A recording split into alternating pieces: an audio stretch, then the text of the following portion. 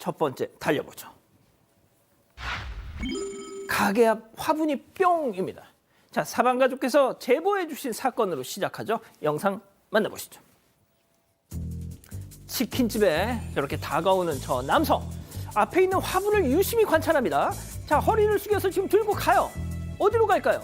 자, 저거를 갖다가 세워둔 자전거에 그냥 쑥 넣고 바구니에 넣고 유유히 빠이빠이 합니다. 아니 근데 이 치킨집 구도가 어딘지 모르게 눈에 익었다 했더니 아하, 지난주에 현금 털렸다고 제가 소개해드렸던 바로 그 치킨집. 이번엔 세상엔 화분을 진짜 왜 이렇게 우리나라 사람들은 자전거랑 화분을 좋아하는 걸까요? 정말 이해할 수 없는 사건이긴 한데 말씀하신 것처럼 지난 10일, 지난주 화요일에 소개해드렸던 그 치킨집입니다. 그런데 그게 나가고 나서 이 사장님께서 추가 제보를 한 거예요. 석 달 전에 화분을 절도당했다, 추송무리업이었다고 합니다. 근데 그때 개업을 하셨다라는 거예요. 그래서 여러 가지 화분들이 있었는데 그중에서도 제일 비싼 10만 원짜리 화분이었고 이게 돈도 돈이지만 어머님이 개업 축하한다고 선물로 주셨던 그 화분이랍니다. 아하. 그거를 이렇게 쓱 가져간고요. 화분 절도는 이미 미제 종결을 했다고 합니다. 찾을 수가 없다고 해서 끝을 냈고 현금 절도는 아직 수사 중이라고 하는데 어떻게 같은 가게에서 저런 일이 반복돼서 이루어졌는지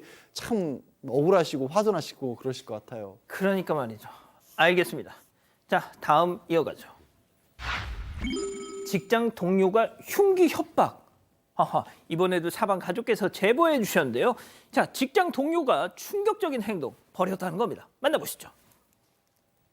자, 사무실에 앉아 있는 저 남성, 이 직장 동료가 입장을 합니다. 자, 뭔가 서로 대화를 이렇게 시도하는 것 같은데 뭔가 대화 과정에서 감정이 격해지는 것 같죠? 자, 동료가 멱살을 잡고 밀기 시작합니다. 저렇게 서로 몸싸움을 이어가던 도중에 이거 뭔가 심각해지는 것 같은데요. 자, 자리로 가던 동료가 갑자기 돌아서 남성을 벽에 저렇게 쿵 밀어 듭니다. 자, 그런데 손을 주목했어요. 바로 흉기를 들고 있어요, 왼손에. 아니, 이럴 수가. 한참 저렇게 대치 끝에 마주선 두 사람.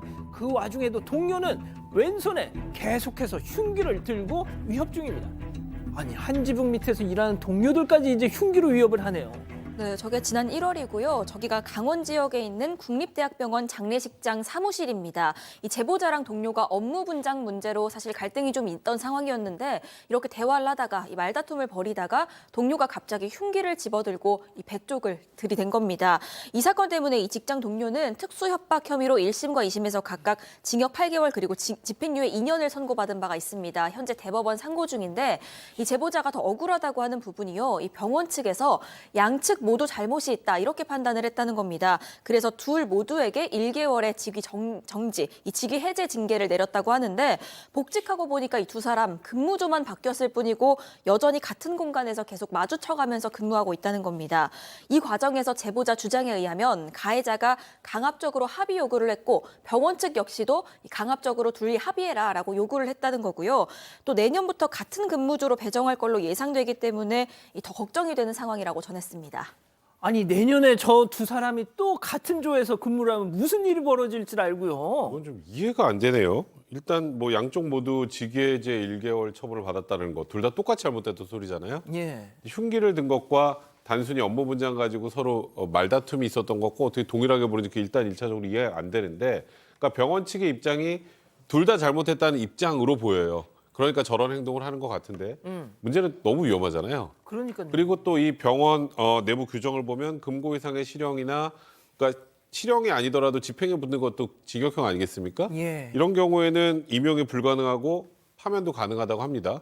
근데 일단 병원 측은 1차적으로 대법원 확정 판결이 안 났다는 입장인데 사실 항소심까지의 사실관계 다투면 무죄 다투는 게 아니기 때문에 형이 바뀌지는 않습니다. 사실상 끝이 난 건데 지금 저렇게 얘기를 하고 있다고 하고요.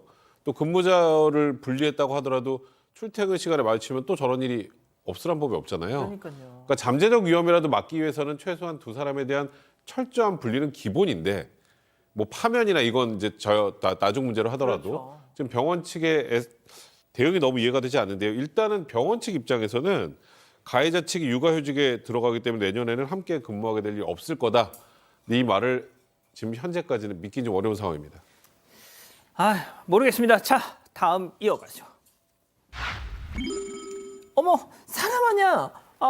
자, 아파트에 붙은 황당한 공지. 사진으로 만나보시죠. 자, 아파트에 붙은 공고문입니다. 제목은 옥상 출입금지 안내. 자, 옥상 지붕에 앉은 두 남녀 진하게 모자이크가 되어 있지만 서로의 몸이 초밀착. 자, 내용을 봤더니 세상에 아파트 옥상 지붕에서 사랑의 미로를 속삭이고 있더라는 겁니다. 그러다 죽는다 너 하는 경고문을 저렇게 붙여놓은 것이죠. 교수님 진짜 왜 뭐 저기서 저래 또 그냥 안전한 데서 하지. 그러니까 거기서 그러시면 안 되는 건데 지금 이제 최근 그 온라인 커뮤니티 그 공유 사진에 올라온 겁니다. 저게 이제 해당 아파트는 강원도 소재에 있는 그 원주 쪽에 있는 18층짜리 아파트인데 그러니까 18층 그 위에 올라가서 저러는 거예요. 그래서 지금 이 안내문을 작성한 관리사무소 측에서는 최근에 저런 식으로 애정 행각을 지붕에 올라가서 벌이는 남녀로 인해서 주위에 있는 그 입주민들이 간담이 서늘하다 이렇게 얘기를 했는데 실제로 이제 아까 보셨듯이 저렇게 뭐 성행위하는 그 장면도 공개를 했습니다. 근데 실제로 2년 전에 옥상에서 애정 행각을 하던 중에 여성이 추락을 해서 숨지는 사고가 발생했다는 거예요. 그러니까 이 옥상에서 그렇게 하는 것이 아닌데 저게 이제 제가 봤을 때는 다른 사람들이 다 볼 수도 있는 저런 공개된 장소인데 저게 어떤 지상 같은 데서는 누가 못하게 할 거 아닙니까?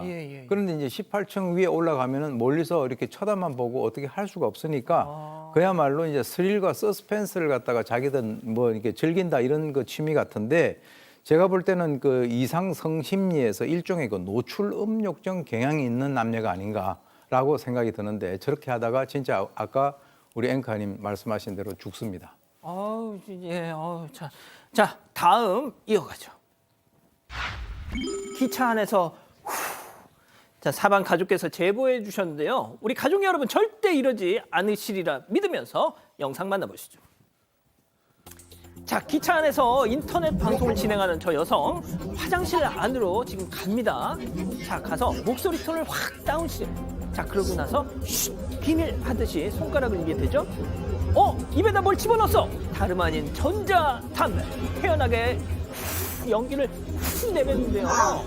기차 내에서 흡연 당연히 불법 아닙니까? 자, 양 변호사님, 그런데 그걸 생방송으로까지 보여주고 있어요. 저는 요즘 그 유튜버들이 가끔 하는 생각 중에 정말 이해할 수 없는 게 지금 말씀 보여주신 것처럼 저게 지난 15일에 기차에서 봉탄에서 부산으로 가는 KTX 아니라고 합니다. 유튜브로 생중계를 하고 있다가 이 안에 화장실까지 들어간 다음에 전자담배를 꺼내서 피우는 모습을 고스란히 증거까지 남겨가면서 저렇게 한 거예요. 한 이제 저희 시청자분들이 제보를 해주신 건데 저 100만 원이 그냥 과태료입니다. 100만 원. 예, 저렇게 멀쩡하게 얼굴까지 다 찍혔으니까요. 저거 철도 경찰이 아마 추적해서 벌금 과태료 매길 수도 있는 상황이에요. 그리고 무엇보다 다른 사람들의 공공의 안전이 문제잖아요. 큰일 납니다, 진짜. 진짜. 알겠습니다. 자, 다음 또 이어가죠. 사심 가득 오지랖. 자, 사방 가족께서 제보해 주셨는데요. 사진 만나보시죠. 갑자기 취업할 곳은 정해졌습니까? 문자가 띵동 옵니다. 누구세요? 물으니까 전에 클럽에서 만난 오빠야. 네? 자, 뜬금없고 황당한 이 문자의 주인공 바로 얼마 전 면접을 봤던 회사의 인사팀장입니다. 뿐만 아니었습니다. 이전에도 지원자의 입사가 불발이 되니까 또 보고 싶었는데 유유 하면서 저렇게 느끼한 문자를 보낸 거죠. 자, 면접관이 사적으로 연락한 것도 황당한데 갑자기 클럽에서 만난 오빠라고 한다. 네가 왜 내 오빠야? 네, 이 제보자가 최근에 한 그 농업기술 관련 기업에서 면접을 봤는데 최종 합격까지 했지만 뭐 이런저런 이유로 입사 자체는 불발된 적이 있었습니다. 그런데 입사 문제 논의하면서 계속 연락 주고받았던 면접관이자 인사팀장이 있었는데요. 그 당시에도 입사가 불발되고 나니까 또 보고 싶었는데 라는 내용의 문자를 보낸 적이 있었던 겁니다. 그 당시에 제보자가 너무 불쾌한 마음에 그 문자를 일단 삭제하고 답도 하지 않았었습니다. 그런데 최근에 어제 모르는 번호로 취업할 곳은 잘 정했냐라고 묻는 내용의 문자가 도착을 한 겁니다. 이 제보자가 누구냐고 물으니까 갑자기 저렇게 전에 클럽에서 만난 오빠다라는 답장이 돌아옵니다. 이 제보자는 클럽에서 누굴 만난 적이 없거든요. 너무 불쾌한 마음에 그 번호로 전화를 걸었더니 그 인사팀장이 받았던 겁니다. 이 제보자가 따지니까 인사팀장은 그냥 개인적인 농담이었다. 사적으로 걱정되고 궁금한 마음에 문자를 했던 거고 내 번호를 모르는 것 같길래 농담을 한 거였다라고 말했다고 합니다. 여기가 그냥 무슨 허접한 그런 회사가 아니고요. 코스닥 상장사입니다. 제가 뭐 회사 이름까지는 공개하지 않겠습니다. 저걸 문제 제기하니까 그 회사 간부들이 그냥 아이고 죄송합니다 하면서 막 아유 저희 뭐 인사위원회 열어서 징계하겠습니다. 뭐 별의별 얘기를 다 하던데 아니 왜 개인적으로 연락해서 지원자 뭐 붙든지 말든지 그걸 왜 자기가 걱정을 해? 본인이나 농담이죠. 이거는 상대방한테 엄청난 불쾌감을 주는 거고 말 그대로 갑질입니다. 근데 이제 이 제보자 입장에서 이건 도저히 그냥 넘길 생각이 없다는 판단이 들어서 그 상급 직원 연락처 달라 그랬는데 뭐 인사팀장이 그걸 뭐 이 관련된 내용 전달하지 않았다고 해서 대표번호를 통해서 이제 타 부서 직원과 연락을 했는데 직원이 오죽했으면 그 처음에 스팸 아니냐 그랬대요. 아 진짜요? 아, 스팸 같잖아요. 저 딱 봐도. 그래서 문자 캡처본 전달하니까 그제서야 전달받은 직원이 아 정말 죄송합니다라고 사과하고 사실관계 파악 후 연락 주겠다는 답장을 했다는데 이제 그 이후에 아마도 이 인사팀장이 전달을 받았나 보죠. 그 내용을. 그러니까 지나치게 친근하게 다가간 것 같다. 내가 다른 사람한테도 농담을 자주 하는 편이다 이렇게 사과를 했다고 하는데 그러니까 결국 사과가 아니라 변명이죠. 근데 아직 회사 대표는 이 사실을 모르는 것 같고 정확한 징계 내용도 확인하지 못했다고 합니다. 근데 제보자가 단단히 화가 났습니다. 그래서 고용노동청에 문의를 했다고 해요. 제가 그냥 입사하지 않고 면접 받던 지원자인데도 이거 노동 관련 법령 문제 제기할 수 있느냐 그랬더니 충분히 가능하다 이런 답변을 받았다고 합니다. 그래서 다른 면접자들이 혹여라도 또 이런 유사한 피해를 받아서는 안 된다는 마음에서 용기 내서 제보한다고 했는데요. 회사 차원에서도 이와 관련된 징계 절차가 진행돼야 할 것 같다는 생각이 좀 듭니다. 자 코스닥 상장사예요. 그 제보자분께 정식으로 좀 사과를 하셨으면 좋겠어요. 회사 대표분이. 자 마지막 사연으로 가보죠. 이해 불가 백수언입니다. 자 사방 가족께서 우리 가족 여러분들의 집단 지성의 판단을 받아보고 싶으시다면서 어제 밤에 연락 주셨습니다. 네, 그 언니가 2년째 일 안 하고 놀면서 남자친구한테 손 벌리고 살고 있어서 너무 고민이다라는 사연입니다. 일단 언니는 부모님이랑 살고 있는데요. 2년 전에 잠깐만 쉬겠다면서 일을 그만두더니 그대로 2년째 놀고 있는 상황입니다. 항상 남자친구랑 술 마시고 놀러 다니는 모습을 SNS에 중계하고 있는데 이 퇴직금은 진작에 다 탕진해서요. 생활비며 통신비며 보험료까지도 다 그 남자친구가 대주고 있다고 합니다. 지금까지 손 벌린 것만 1,000만 원 정도고 언니 말로는 나중에 다 갚을 거라고 한답니다. 근데 또 언니 남친은 결혼이 하고 싶은가 봅니다. 결혼하면 안 갚아도 된다라고 하고 있긴 한데요. 언니는 또 나 어차피 아이 안 낳을 계획이라서 결혼 생각 없다라고 한다는 겁니다. 일단 이 부분은 언니 커플 사이의 문제인데 이 사연자가 보기에는 둘은 어쨌든 알콩달콩 잘 사귀곤 있습니다만 결혼도 안 할 것 같은데 갚지도 못할 것 같아서 걱정인 거죠. 사연자 보기에 이렇게 이 핑계 저 핑계 대면서 일 쉬고 남친한테 기대 사는 언니가 아주 못마땅한데 언니는 나 적금도 있고 아무 문제 없으니까 신경 끄라 하는 입장입니다. 정말 신경 꺼도 되는지 고민이라면서 사연 보내주셨습니다. 자 다시 한번요. 남친은 결혼하고 싶어서 어차피 가족 되니까 내가 여자친구한테 주는 거 뭐 다 어차피 상관없어. 그렇죠. 그런데 언니는 나는 결혼 생각 없는데 나 나중에 2,000만 원 다 갚을 수 있어 하고 있는 상황입니다. 좋습니다. 자 기다리고 기다리셨던 푸처 핸즈업 타임 유튜브 JTBC 뉴스 채널과 사건 반장 독립 채널에서 8천여 분의 우리 가족 여러분 함께하고 계신데요. 채팅창에 OX로 함께 참여해 보시죠. 먼저 사연자입니다. 언니 진짜 양심 없다. 성문 오빠 불쌍하지도 않아. 결혼할 생각도 없다면서 왜 자꾸 희망 고문하면서 돈 빌려? 그거 막말로 혼인빙자 사기각이야. 진짜 백성문 완전 불쌍해. 수염 덥수룩해서 생긴 것만 맞추지 완전 우리 언니한테 호구 잡혔어. 지가 호구인 줄도 모르고 맨날 에 하고 그래 니들끼리 잘 살아라 동그라미. 아니 양 변호사님 혼자 하세요? 자 다음 언니입니다. 어마마마마 이 가시네 완전 웃기는 짬뽕. 야 이자연 성문 씨랑 나랑 애정전선 이상루야. 우리 성문 씨는 가만히 있는데 왜 네가 난린데? 내가 네 돈 갖다 쓰니 지금? 진짜 별꼴. 나 성문 씨한테 빌린 돈 다 체크하고 있고 마지막 보루 나 적금 통장 있다. 그리고 성문 씨 자기랑 결혼만 해주면 그 돈 다 안 갚아도 된다고 했거든. 넌 네 걱정이나 하세요. X. 야 이거 좀 의외인데요.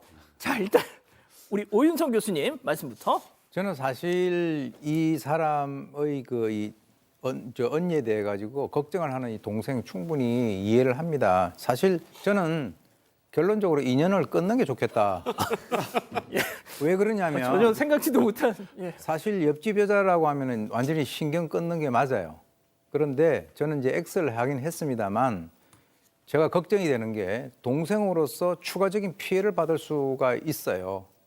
그런데 지금 이제 신경을 제가 끊으라라고 하는 것은 뭐냐면 완전히 끊으라고 하는 것이 아니라 저 문제가 되면은 그것에 대해서 계속 모니터링을 하면서도 나중에 결국은 이 인연이 끊기게 될 것 같아요. 왜 그러냐면 이 백수 언니가 이 부모님하고 함께 살면서 빌부터 사는 그런 상황인데 나중에 문제가 되면은 그 폭탄의 피폭 반경 안에 있기 때문에 아니 이럴 수가. 사실은 저런 얘기를 하려면은 아예 집에서 나가서 살아야 되는데 저 언니가 야 나한테 신경 쓰지 마 그러면은 그건 어떤 의미냐면 앞으로 자기가 살기가 힘든 상황에서라도 부모님하고 그리고 동생에게 도움을 청하지 않는다라고 하는 그 전제하에서 신경을 끊으라는 얘기예요. 자, 백 변호사님. 저도 뭐 일단 이 언니가 정말 너무 한심한 것 같긴 한데 근데 문제는 이 언니한테 이 동생이 계속 얘기를 한다고 해서 변할 것 같지가 않아요. 그러니까 그러면 이 언니하고 이 동생과의 사이는 점점 멀어지게 될 거고 이 동생은 지금 한심하지만 그래도 언니를 좀 아껴서 이런 얘기를 계속 하는 것 같은데 그럴수록 동생의 의도와는 다르게 점점 멀어질 수밖에 없습니다. 결국은 이 언니가 뭔가 한 방을 크게 맞아서 본인이 정신을 차려야 돌아올 수 있는 거지 이런 분들의 특징은 옆에서 얘기하면 짜증만 냅니다. 이럴 때는 그 언니와 본인과의 사이를 위해서라도 일단은 신경을 끄는 게 맞는 것 같습니다. 자, 양 변호사님 말씀이 궁금하네요. 저는 가족이라면 불편한 얘기를 할 수 있는 게 가족이라고 생각을 해요. 특히 자매들 같은 경우는 저도 주변에 이제 자매들이 제 동생들도 자매들이고 하니까 오빠하고 사이도 또 달라서 그런 조언들을 했을 때 종종 받아들이더라고요. 그리고 굉장히 2년이면 사람이 왜 이게 망가지기 딱 좋을 정도의 시기에 여기서 한 1, 2년 더 가라잖아요. 회복 불가합니다 이제. 진짜? 다시 일하고 싶어도 못해요 이제. 저는 동생이 언니한테 강하게 얘기를 해도 그리고 강하게 얘기한다고 해도 또 사이 틀어지지 않을 수도 있다라고 생각을 해서 저거 나중에 소송 가요 진짜 잘못하면. 아, 진짜? 그거 어떻게 합니까 그 꼴을 동생이. 자, 우리 가족 여러분들 뭐라고 하시나요? 네, 많은 말씀 주고 계신데요. 일단 그 신비주의 남쌤님, 남의 집 문제면 신경을 안 쓰겠는데 본인 집 문제니까 신경이 쓰이죠 하셨고요. 먼지님, 저 언니 일 터지면 분명 부모님 뒤로 숨을 겁니다. 해결 못할 거예요 하셨습니다. 그런데 차재영님은요, 와 완전 물주 남친이네요. 연애 중이니까 그냥 일단 지켜보시는 것이 어떨까요? 이런 의견 주셨습니다.